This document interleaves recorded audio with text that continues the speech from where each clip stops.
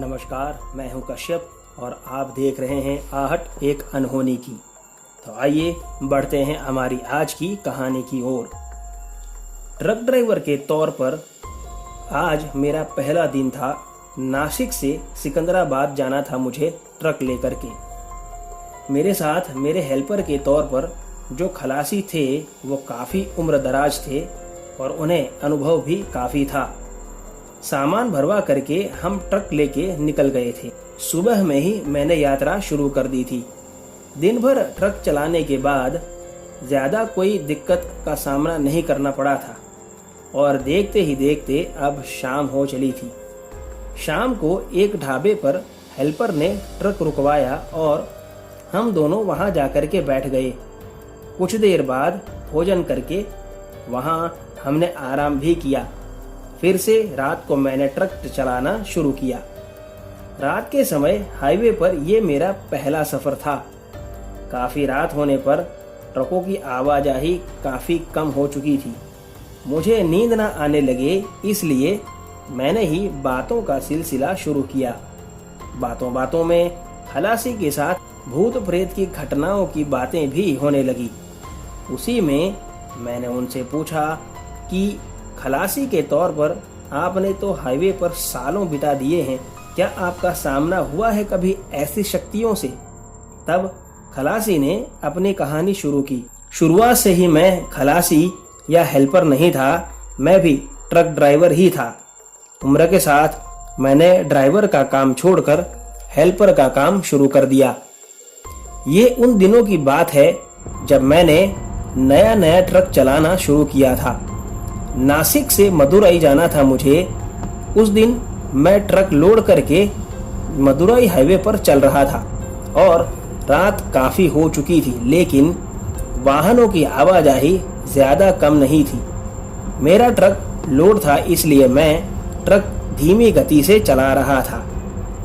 मेरा खलासी भी नया ही था, लेकिन मुझसे ज़्यादा कामकाजी और चालाक था। हम दोनों बातें करते करते जा रहे थे। तब अचानक से एक औरत ट्रक के सामने खड़ी हो गई और वो इतना करीब खड़ी थी कि ट्रक की शॉर्ट ब्रेक मारने के बावजूद भी ट्रक उस औरत पर चढ़ गया। मैं बहुत ज़्यादा डर गया और कांपने लगा। मेरी बाहर निकलने की हिम्मत तक नहीं हुई।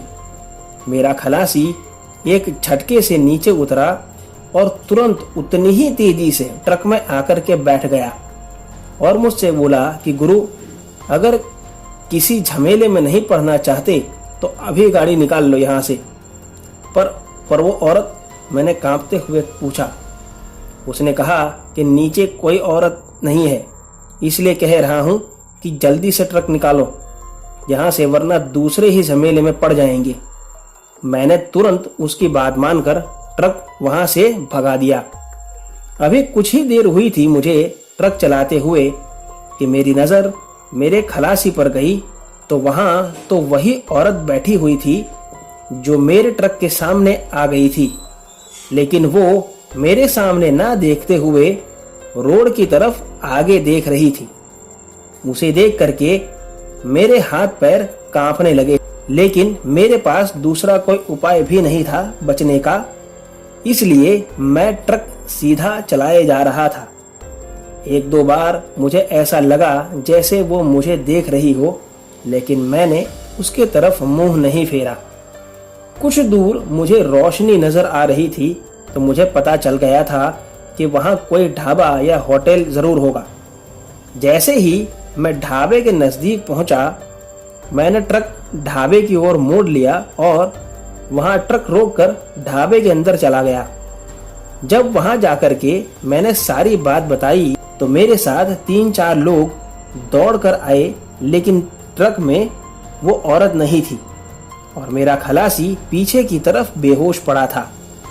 उसे सिर्फ इतना याद था कि उसे किसी ने पीछे से जोर से खींचा था। इस घटना के बाद मेरे जीवन में दोबारा कोई ऐसी घटना नहीं घटी थी। दोस्तों, ये थी राम कुमार जी की कहानी। अगर आपको कहानी पसंद आई हो तो वीडियो को लाइक और चैनल को सब्सक्राइब जरूर करें तो मिलते हैं अगली कहानी में, तब तक स्टे ब्लेस्ड। धन्यवाद।